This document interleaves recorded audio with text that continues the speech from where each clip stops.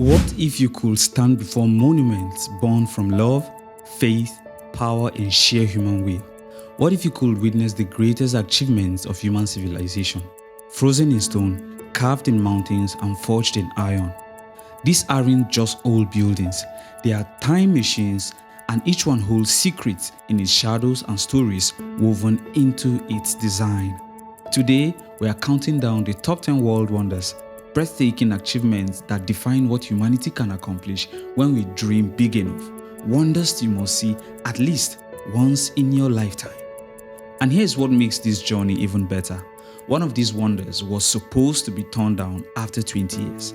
Another holds the remains of hundreds of thousands of workers within its walls, and one changes color throughout the day as if it's alive. Let's begin. Number 10 on our list is the Great Wall of China. This is the most ambitious construction project in human history. The Great Wall of China isn't one wall. It's a series of fortifications built and rebuilt over 2,000 years. It stretches over 21,000 kilometers. That's more than half the Earth's circumference. If you walk the entire length at a steady pace, it will take you over a year. The earliest sections date back to the 7th century BC, but the most famous parts were built by the Ming dynasty between 14th and 17th centuries to defend against Mongol invasions. Here's what most people don't know. It wasn't just a wall, it was an elevated military highway wide enough for troops and horses to move quickly. It had watchtowers every few hundred meters that used smoke signals during the day and fire signals at night to communicate across vast distances. And contrary to the popular myth, you cannot see it from space with the naked eyes. Astronauts have confirmed this, but the myth itself speaks to something true. The scale of this achievement is almost beyond comprehension. The cost was staggering. Hundreds of thousands of workers, soldiers, peasants, and prisoners died during this construction. Some were buried within the wall itself, earning it the grim nickname, the longest cemetery on Earth. The Great Wall teaches us the ultimate lesson about human ambition, that the greatest achievements aren't built in a generation.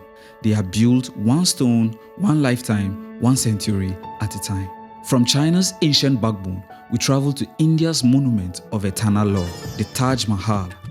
If a building could be a love poem written in marble, it would be the Taj Mahal. In 1631, Mumtaz Mahal, the favorite wife of Mughal Emperor Shah Jahan, died giving birth to their 14th child. The emperor was so grief-stricken that his hair reportedly turned white overnight. He vowed to build her a tomb so beautiful that the whole world will never forget her. Construction began in 1632 and took 22 years. 20,000 artisans worked on it. The white marble was transported from quarries over 300 kilometers away, but the real magic is in the details. Look closely at the marble and you'll see Petra, a technique of inlaying semi-precious stones like jasper, lapis lazuli, carnelian, and turquoise into intricate floral patterns.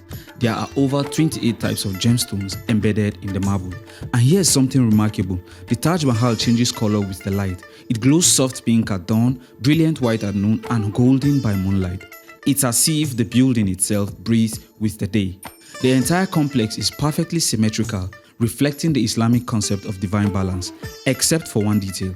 Inside the tomb chamber, Shah Jahan's coffin sits slightly off the center next to his wife's. He was supposed to be buried across the river in a planned black marble mausoleum, though historians now doubt this was ever truly planned.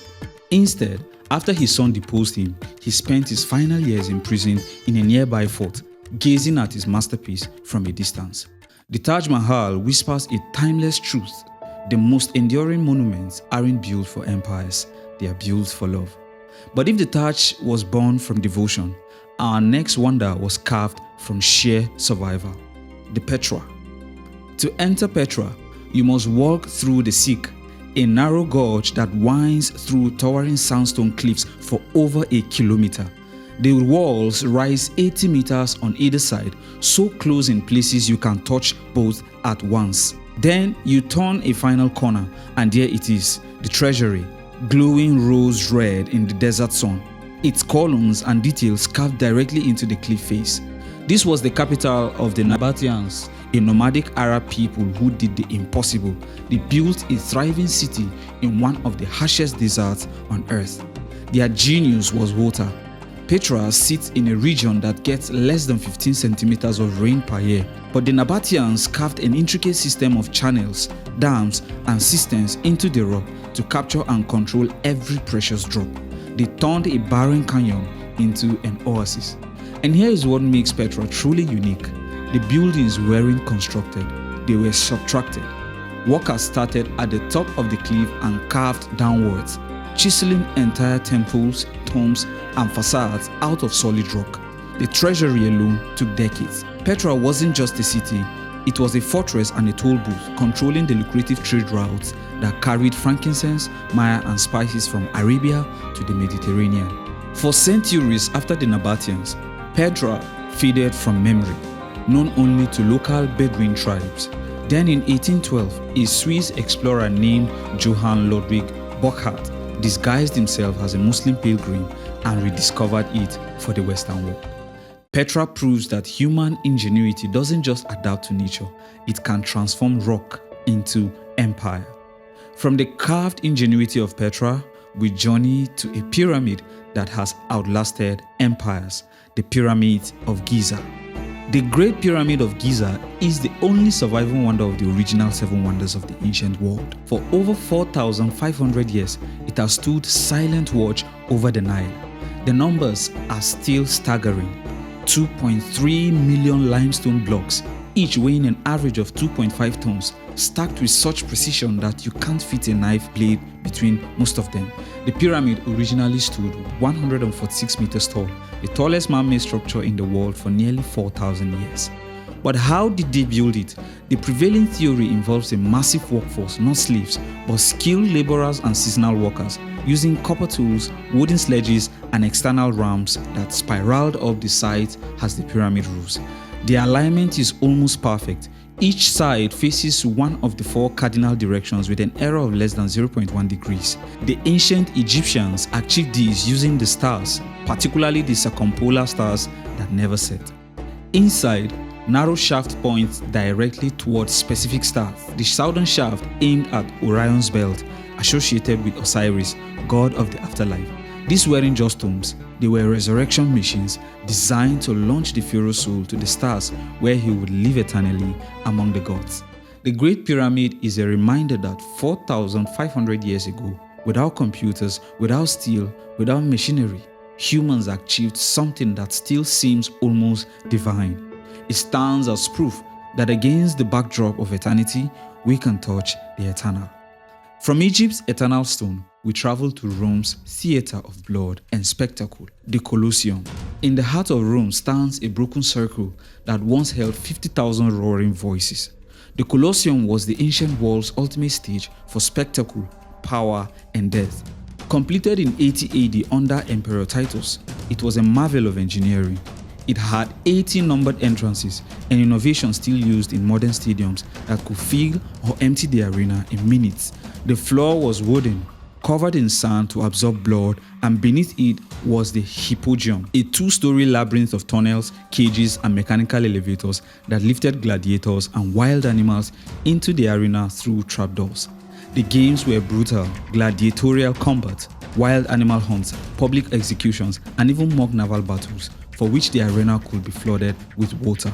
But the Colosseum was more than entertainment. It was political theater. Emperors used the games to display their generosity and control the masses. Bread and circuses, the saying went, keep the people fed and distracted and they won't revolt. The seating itself reflected Roman society. The best seats near the action for senators and elites, higher seats for ordinary citizens, and the very top for women and the poor. Today, it stands as a monument to both the grandeur and the brutality of the empire. The stones remember the cheers, the blood, and the thousands who died for the entertainment of the crowd. From Rome's spectacle, we climb into the clouds of Peru to see the city in the sky, the Machu Picchu. High in the Andes Mountains, at 2,430 meters above sea level, sits a city that seems to float among the clouds. Machu Picchu was built in the 15th century as an estate for the Inca emperor Pachacuti or Pachacuti. but calling it a lost city is misleading. Local Quechua people always knew it was there. It was simply hidden from Spanish conquistadors who never found it, which is why it survived intact. The location itself is a marvel. Perched on a narrow ridge between two peaks, surrounded by nearly vertical cliffs and the roaring Urubamba River below, it feels like a fortress built by gods. The construction is its second miracle. The Incas used a technique called ashlar masonry, stones cut so precisely that you can't slide a knife blade between them. No mortar, just stone on stone, locked together by weight and friction. And here's the genius. This mortarless construction allows the buildings to dance during earthquakes. The stones shift slightly, then settle back into place. In a region prone to seismic activity, Machu Picchu has stood for over 500 years. The Intihuatana stone, the hitching post of the sun, is a ritual stone that functions as a precise astronomical clock, marking solstices and equinoxes. For the Incas, the mountains themselves were gods. The Machu Picchu was a sacred conversation with the divine. It's a testament to a civilization that didn't conquer nature but lived in harmony with it. From the harmony of the Incas, we journey to the cosmic precision of the Maya, where the serpent descends. The Chichenitza. In the jungles of Mexico's Yucatan Peninsula stands a pyramid that is also a calendar, an acoustic marvel, and a temple to the feathered serpent god Kukulkan. El Castillo, the pyramid of Kukulkan, has 365 steps, one for each day of the solar year. But the true magic happens twice a year. During the spring and autumn equinoxes, the setting sun casts a shadow along the northern staircase, creating the illusion of a serpent slithering down the pyramid to join its massive stone head at the base. The effect lasts for exactly 45 minutes. This wasn't an accident, it was engineered with mathematical precision over 1,000 years ago. Chichen Itza is also an acoustic wonder. Clap your hands at the base of El Castillo, and the echo sounds like the chirp of a quetzal bird, sacred to the Maya. Stand at one end of the Great Ball Court, the largest in Mesoamerica, and whisper, and someone at the other side, 166 meters away, can hear you clearly. The ball games played here weren't just sports. They were deeply ritualistic, reenactments of cosmic battles. Some scholars believe the captain of the winning team was sacrificed, an honor that granted direct passage to the gods. Chichen Itza is a reminder that ancient civilizations were not primitive. They were meticulous observers of the cosmos, encoding their knowledge into stone, light, and sound. From the serpent's shadow, we cross the ocean to an embrace that watches over millions in Rio. Christ the Redeemer. On top of Corcovado Mountain, 700 meters above the vibrant chaos of Rio de Janeiro, stands a figure with arms stretched wide in an eternal embrace. Christ the Redeemer is 30 meters tall, with an 8-meter pedestal beneath it, and its outstretched arms span 28 meters. Completed in 1931, it was a collaboration between French sculptor Paul Landowski, who designed it, and Brazilian engineer Hito da Silva Costa, who built it. The statue is made of reinforced concrete and covered in over 6 million soapstone tiles, chosen because they are durable and resistant to erosion. Every tile was hand-placed. But its true power isn't the engineering, it's in the symbolism. Conceived after World War I, in a world desperate for peace, the statue represents a message of welcome, compassion, and unity. In a city of breathtaking beauty and stark inequality, it stands as a unifying icon. And here's something dramatic. Christ the Redeemer is struck by lightning several times a year. In 2014, a lightning strike broke off part of a finger and thumb, yet it endures. Repaired and standing, a silent sentinel over the city. It's a reminder that over every struggle, every human heart, there is a call for compassion and hope. From Brazil's embrace, we travel to Cambodia's stone universe. Angkor. Deep in the Cambodian jungle, the largest religious structure on earth rises from the mist. Angkor sprawls over 400 acres, larger than the entire Vatican City. Built in the 12th century by King Suryavarman as a Hindu temple dedicated to Vishnu, it gradually transformed into a Buddhist site. But its design is much more than architecture. It's a cosmic diagram. The central towers represent Mount Meru, the axis of the universe in Hindu cosmology. The surrounding moat symbolizes the cosmic ocean.